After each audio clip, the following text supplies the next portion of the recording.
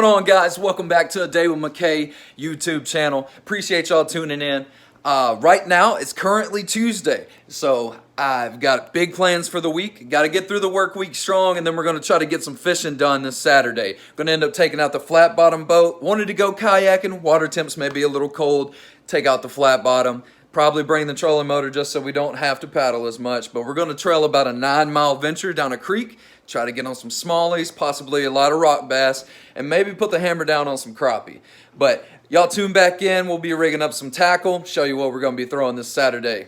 You know, most of the time you're rigging up tackle outside or in a garage or on the deck of your own boat. Nah, not today. We're rigging it up in the living room. So we got everything laid out. However, we're not going to be able to bring all of that. So the two main combos that are going to come into play is the open face spinning combo. Got a Daiwa here. Pretty good setup there. That's going to be for our lighter tackle. And then I've also got my 7-1 medium heavy Shimano SLX XT.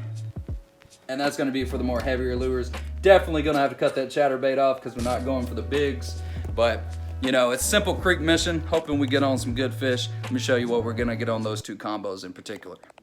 Alright guys, so we're going to start out with our lighter tackle setup. Going to be on this Daiwa spinning combo. Got in the worm binder, got some stuff pulled out. Going to start off with a little black jig head. Tied that on with a Palomar knot. If you are interested in seeing some knot videos or line videos, just going into depth of rigging tackle, let me know in the comments section below. However, got that tied on with a Palomar knot. Gonna match that up with one of these crappie jigs. Bobby Garland has some really good crappie jigs. I love this color. The original Baby Shad's got that fleck in it, and it's also got that black back. I think that matches up good with a white or a black jig head.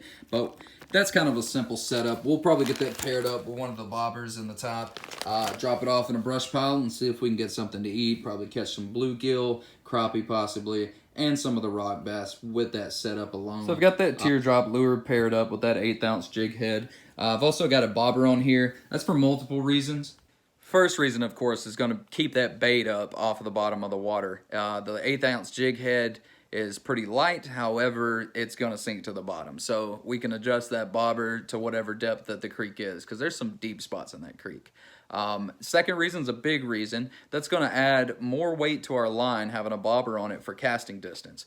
Casting distance plays a big role in creek fishing because it's shallow in certain areas and there's fish there, but if you spook them, they're not going to bite, or they're highly less likely to bite. So you can cast out further without being right up on the fish and end up spooking them and not getting that bite that you need. That's going to be a big player in shallow water, whether you're in a kayak, a boat, or walking up down the bank. You want to be more discreet and a little more finessey when it comes to shallow fishing.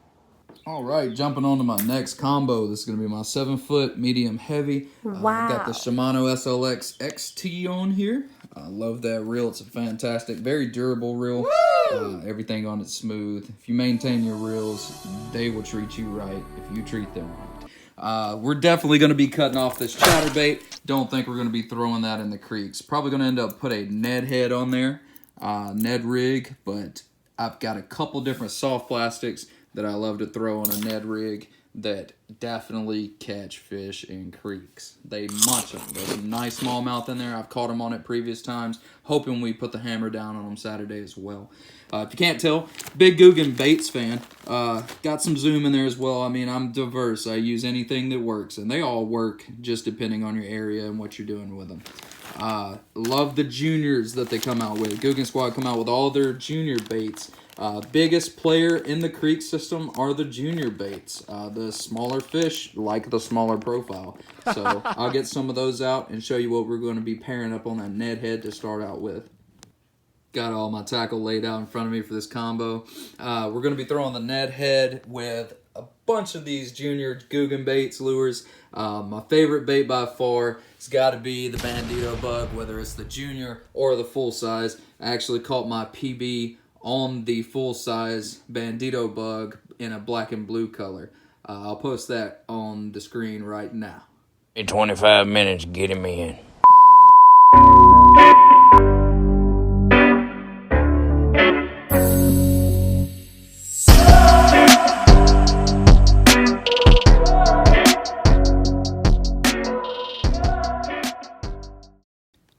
had to do that just in case this trip goes south and we only catch little bitty fish. So at least you know I don't always catch tiny fish.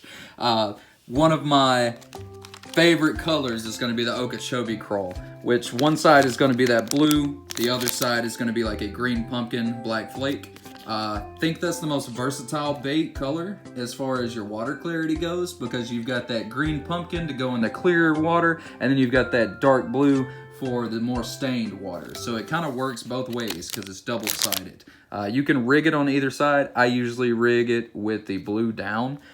For the creeks, I like the junior editions.